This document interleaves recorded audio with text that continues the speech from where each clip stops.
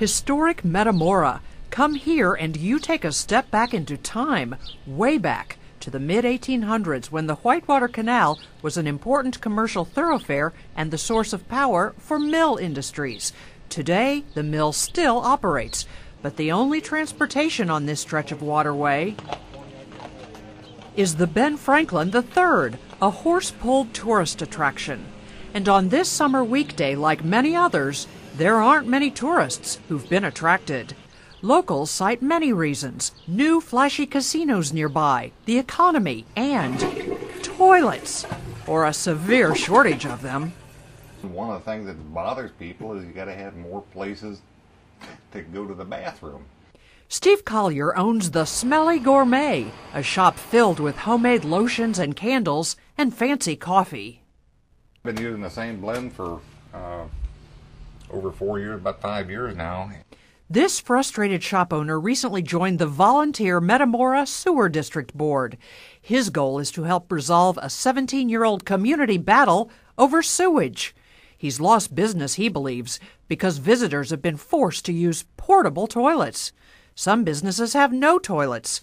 Some are on septic systems and don't allow the public to use their facilities.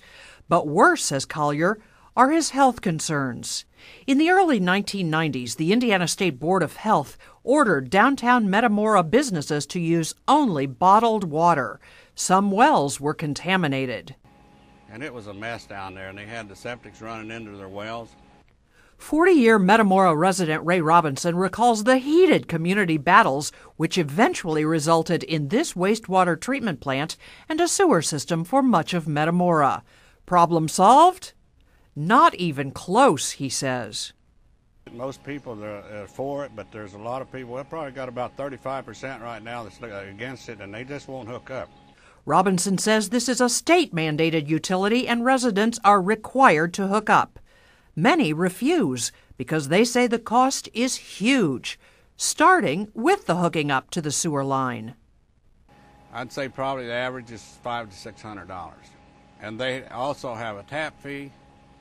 It was set up, the tap fee for residents was $500 and $750 for a commercial. And the monthly sewer bills average about $64. The water bill is separate. I mean, if you went to the expense in the last 5 years to have your septics worked on, why would you want to hook into a sewer line and spend all that money? That's not logical. Connie Regal is a resident who was slow to hook up her home to the sewer line. She did so only after she saw the difference it made at her workplace, Granny's cookie jars and ice cream. No longer did a smelly septic tank have to be pumped out at the most inconvenient times and at a fee of $170 a time. If Metamora does not get 100% sewer participation soon, board members predict the not-for-profit organization that funded the system will take it over and raise monthly rates to make up for the non-payers. Scientists are a lot smarter about, health issues, water quality, what happens to sewage that goes into the ground, how it gets to the water supply. So for their own benefit, they need to do it just to be a part of the 21st century, like I said. Town officials have successfully taken 2 non-compliant Metamora residents to court, but they don't like doing that to neighbors. In small town America, which still exists here, just like, the Andy Griffith days, there is always going to be some divisiveness. Everybody knows everybody's business. Not that way. This way. Right.